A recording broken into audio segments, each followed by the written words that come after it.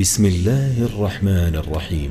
الحمد لله الذي أنزل على عبده الكتاب ولم يجعل له عوجا قيما لينذر بأسا شديدا من لدنه ويبشر المؤمنين الذين يعملون الصالحات أن لهم أجرا حسنا ماكثين فيه أبدا وينذر الذين قالوا اتخذ الله ولدا ما لهم به من علم ولا لآبائهم كبرت كلمة تخرج من أفواههم إن يقولون إلا كذبا فلعلك باخع نفسك على آثارهم إن لم يؤمنوا بهذا الحديث أسفا إنا جعلنا ما على الأرض زينة لها لنبلوهم أيهم أحسن عملا وإنا لجاعلون ما عليها صعيدا جرزا أم حسبت أن أصحاب الكهف والرقيم كانوا من آياتنا عجبا إذ أوى الفتية إلى الكهف فقالوا ربنا آتنا من لدنك رحمة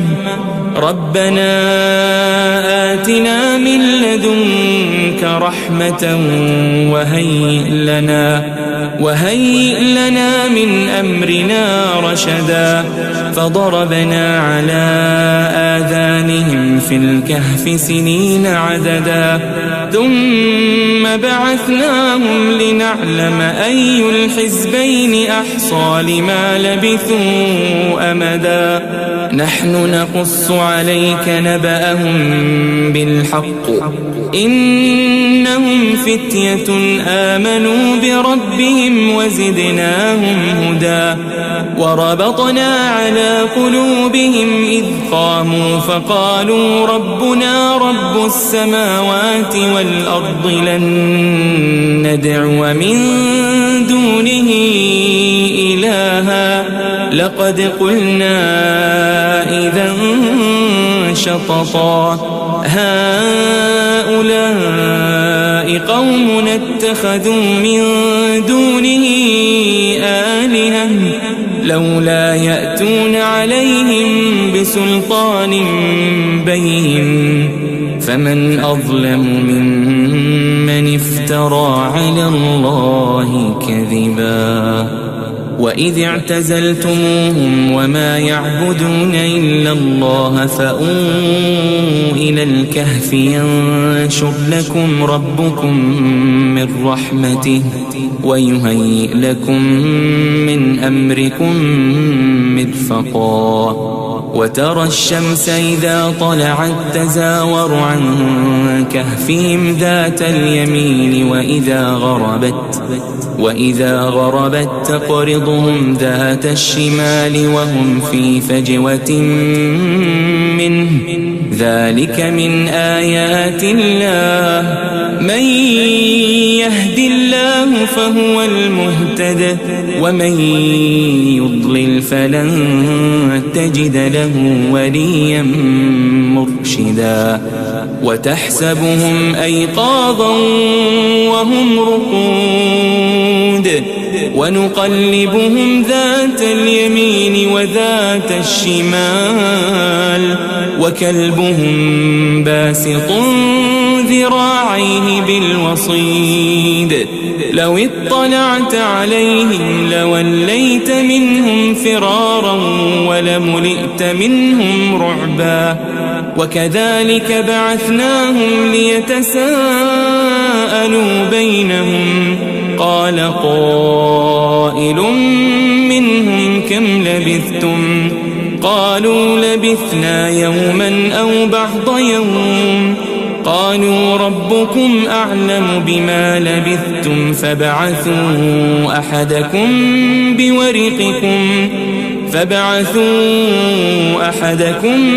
بورقكم هذه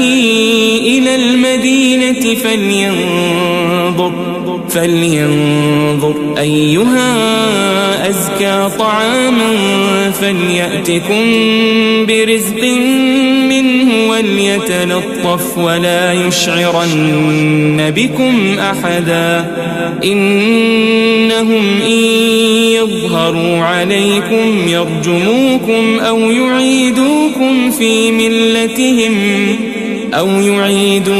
في ملتهم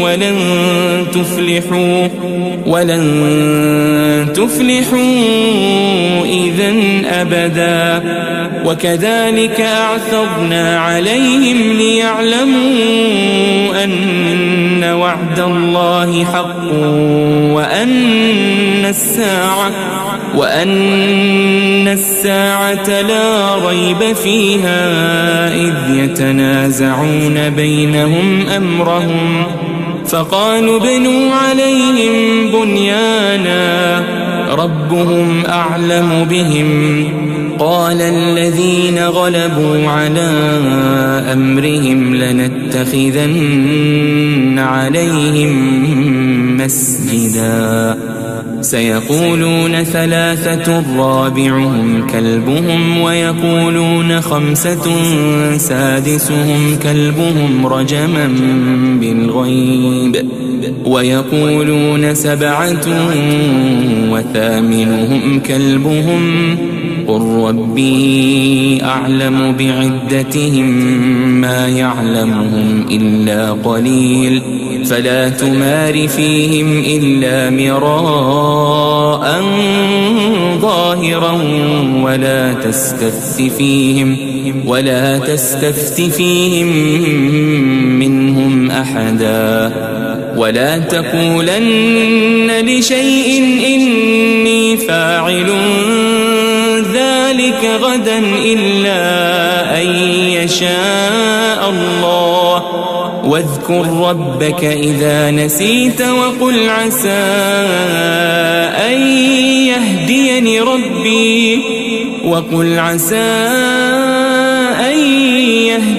ربي لأقرب من هذا رشدا ولبثوا في كهفهم 300 سنين وازدادوا 9 قل الله أعلم بما لبثوا له غيب السماوات والأرض أبصر به وأسمع ما لهم من دونه من ولي ولا يشرك في حكمه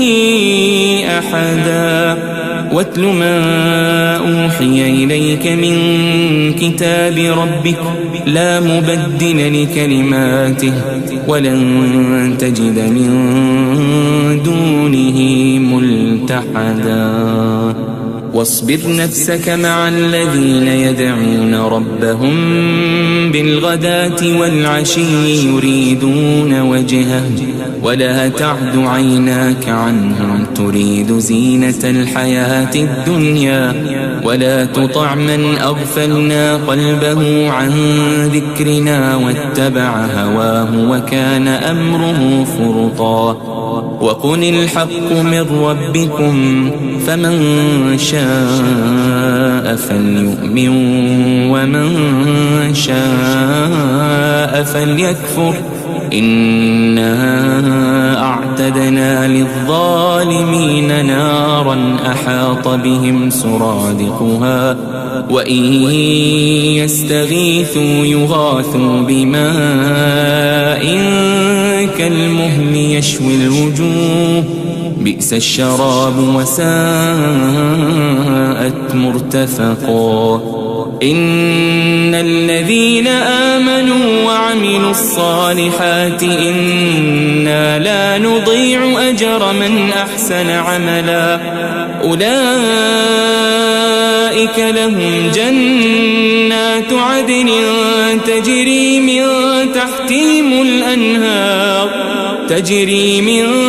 تحتهم الأنهار يحلون فيها من أساور من ذهب ويلبسون ثيابا خضرا من سندس وإستبرق متكئين فيها على الأرائك نعم الثواب وحسنت مرتفقا.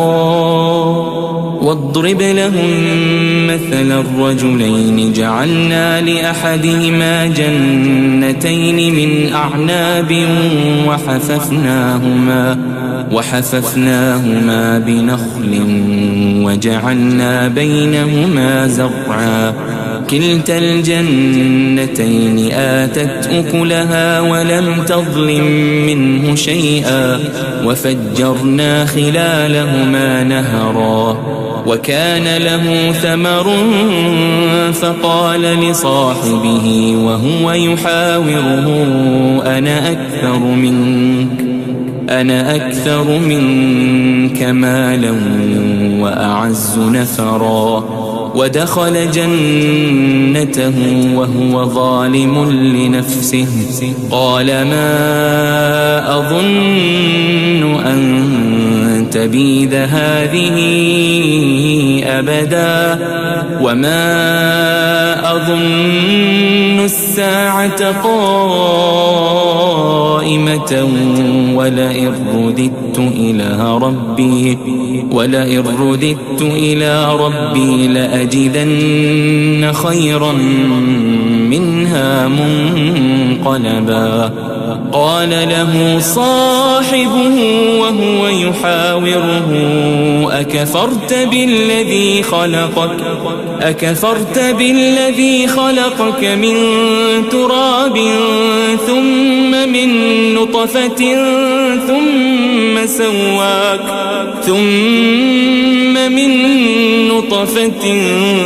ثم سواك رجلا لكن هو الله ربي ولا أشرك بربي أحدا. ولولا إذ دخلت جنتك قلت ما شاء الله لا قوة إلا بالله إن ترني أنا أقل منك مالا وولدا فعسى ربي أن يؤتيني خيرا من جنتك ويرسل عليها حسبانا من السماء فتصبح صعيدا زلقا أو يصبح ماؤها غورا فلن تستطيع له طلبا. وأحيط بثمره فأصبح يقلب كفيه على ما أنفق فيها وهي خاوية على عروشها ويقول يا ليتني لم أشرك بربي أحدا. ولم تكن له فئة ينصرونه من دون الله وما كان منتصرا. هنالك الولاية لله الحق هو خير ثوابا وخير عقبا. واضرب لهم مثل الحياة الدنيا كماء أنزلناه من السماء فاختلط به نبات الأرض فأصبح هشيما تذروه الرياح وكان الله على كل شيء مقتدرا. المال والبنون زينة الحياة الدنيا والباقيات الصالحات خير عند ربك ثوابا وخير أملا ويوم نسير الجبال وترى الأرض بارزة وحشرناهم فلم نغادر منهم أحدا وعرضوا على ربك صفا لقد جئتمونا كما خلقناكم أول مرة بل زعمتم أن لن نجعل لكم موعدا ووضع الكتاب فترى المجرمين مشفقين مما فيه ويقولون يا ويلتنا ما لهذا الكتاب لا يغادر صغيرة ولا كبيرة إلا أحصاها ووجدوا ما عملوا حاضرا ولا يظلم ربك أحدا وإذ قلنا للملائكة اسجدوا لآدم فسجدوا إلا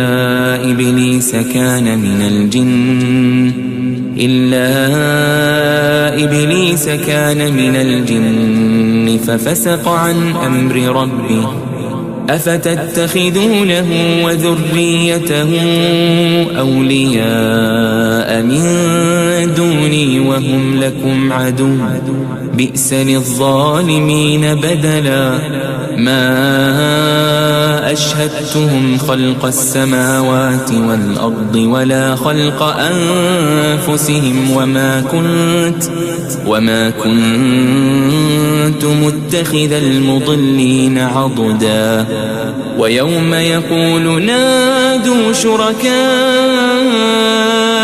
الذين زعمتم فدعوهم فلم يستجيبوا لهم وجعلنا بينهم موبقا ورأى المجرمون النار فظنوا أنهم مواقعوها ولم يجدوا عنها مصرفا ولقد صرفنا في هذا القرآن للناس من كل مثل وكان الإنسان أكثر شيء جدلا وما منع الناس أن يؤمنوا إذ جاءهم الهدى ويستغفروا ربهم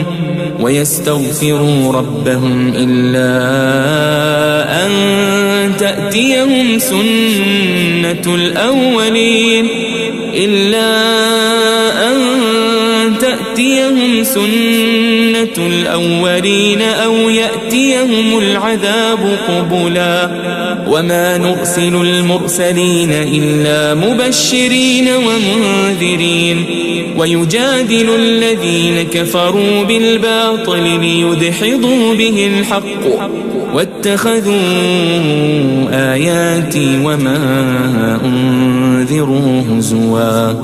ومن أظلم ممن ذكر بآيات ربه فأعرض عنها ونسي ما قدمت يداه إنا جعلنا على قلوبهم أكنة أن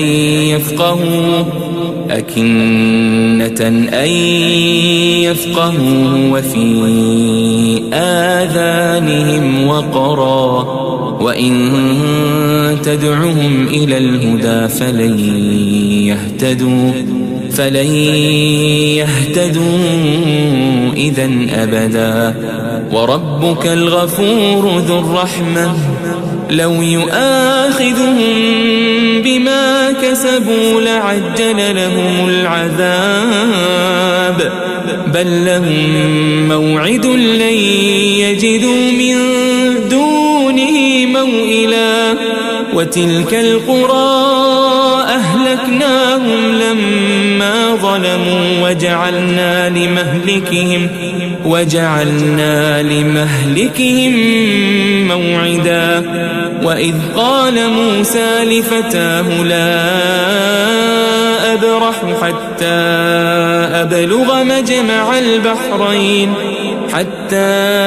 أبلغ مجمع البحرين أو أمضي حقبا فلما بلغا مجمع بينهما نسيا حوتهما فاتخذ سبيله في البحر سربا فلما جاوزا قال لفتاه آتنا غداءنا لقد لقينا من سفرنا هذا نصبا قال أرأيت إذ أوينا إلى الصخرة فإني نسيت الحوت وما أنسانيه إلا الشيطان أن أذكره واتخذ سبيله في البحر عجبا قال ذلك ما كنا نبغي فارتدا على آثارهما قصصا فوجدا عبدا من عبادنا آتيناه رحمة من عندنا وعلمناه من لدنا علما قال له موسى هل أتبعك على أن تعلمني مما علمت رشدا قال إنك لن تستطيع معي صبرا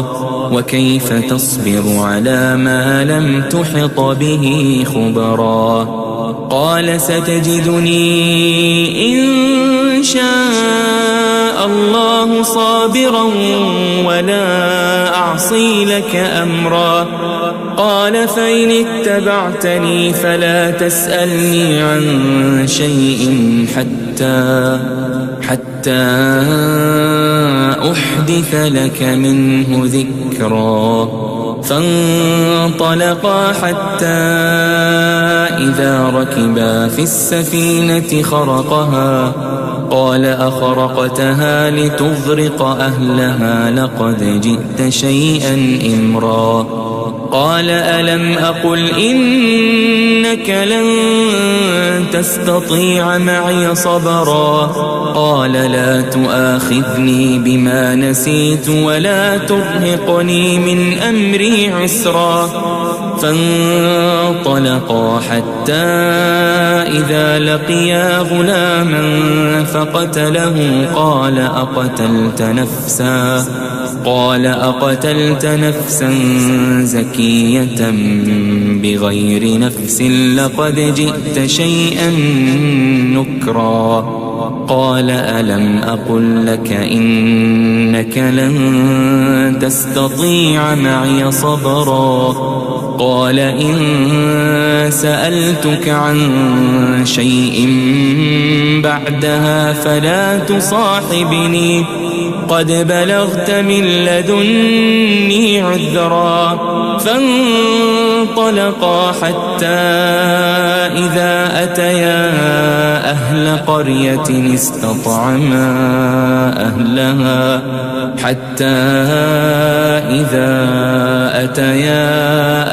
قرية استطعما أهلها فأبوا أن يضيفوهما فوجدا فيها جدارا يريد أن ينقض فأقامه قال لو شئت لاتخذت عليه أجرا قال هذا فراق بيني وبينك سأنبئك بتأويل ما لم تستطع عليه صبرا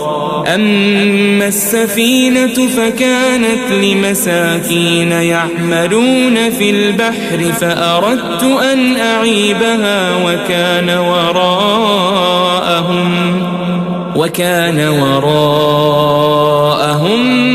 ملك يأخذ كل سفينة غصبا وأما الغلام فكان أبواه مؤمنين فخشينا أن يرهقهما طغيانا وكفرا فأردنا أن يبدلهما ربهما خيرا منه زكاة وأقرب رحما. وأما الجدار فكان لغلامين يتيمين في المدينة وكان تحته كنز لهما وكان أبوهما صالحا فأراد ربك أن يبلغا أشدهما ويستخرجا كنزهما رحمة من ربك وما فعلته عن أمري ذلك تأويل ما لم تسطع عليه صبرا. ويسألونك عن ذي القرنين قل سأتلو عليكم منه ذكرا إنا مكنا له في الأرض وآتيناه من كل شيء سببا فأتبع سببا حتى إذا بلغ مغرب الشمس وجدها تغرب في عين حمئة ووجد عندها قوما قلنا يا ذا القرنين إما أن تعذب وإما أن تتخذ فيهم حسنا. قال أما من ظلم فسوف نعذبه ثم يرد إلى ربه فيعذبه عذابا نكرا. وأما من آمن وعمل صالحا فله جزاء الحسنى وسنقول له من أمرنا يسرا. ثم أتبع سببا حتى إذا بلغ مطلع الشمس وجدها تطلع على قوم لم نجعل لهم من دونها سترا. كذلك وقد أحطنا بما لديه خبرا. ثم أتبع سببا حتى إذا بلغ بين السدين وجد من دونهما قوما لا يكادون يفقهون قولا. قالوا يا ذا القرنين إن يأجوج ومأجوج مفسدون في الأرض فهل نجعل لك خرجا على أن تجعل بيننا وبينهم سدا. قال ما مكني فيه ربي خير فأعينوني بقوة أجعل بينكم وبينهم ردما. آتوني زبر الحديد حتى إذا ساوى بين الصدفين قال انفخوا حتى إذا جعله نارا قال آتوني أفرغ عليه قطرا. فما استطاعوا أن يظهروه وما استطاعوا له نقبا. قال هذا رحمة من ربي فإذا جاء وعد ربي جعله دكاء وكان وعد ربي حقا. وتركنا بعضهم يومئذ يموج في بعض ونفخ في الصور فجمعناهم جمعا. وعرضنا جهنم يومئذ للكافرين عرضا. الذين كانت أعينهم في غطاء عن ذكري وكانوا لا يستطيعون سمعا أفحسب الذين كفروا أن يتخذوا عبادي من دوني أولياء إنا أعتدنا جهنم للكافرين نزلا قل هل ننبئكم بالأخسرين أعمالا الذين ضل سعيهم في الحياة الدنيا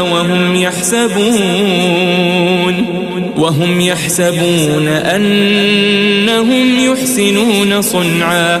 أولئك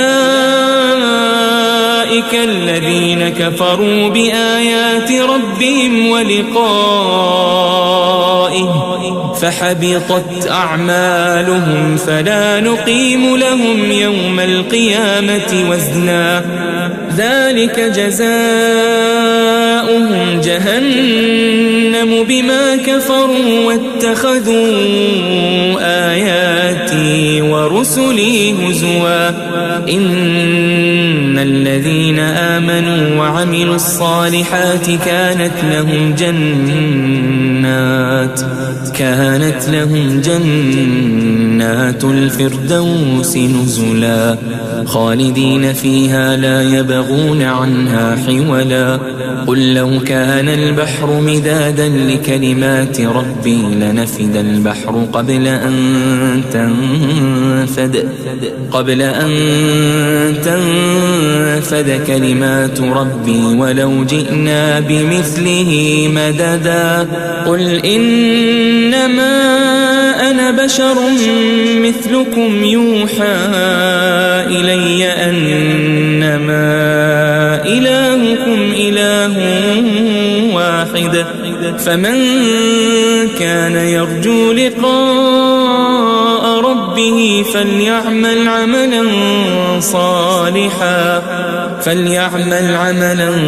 صالحا ولا يشرك بعبادة ربه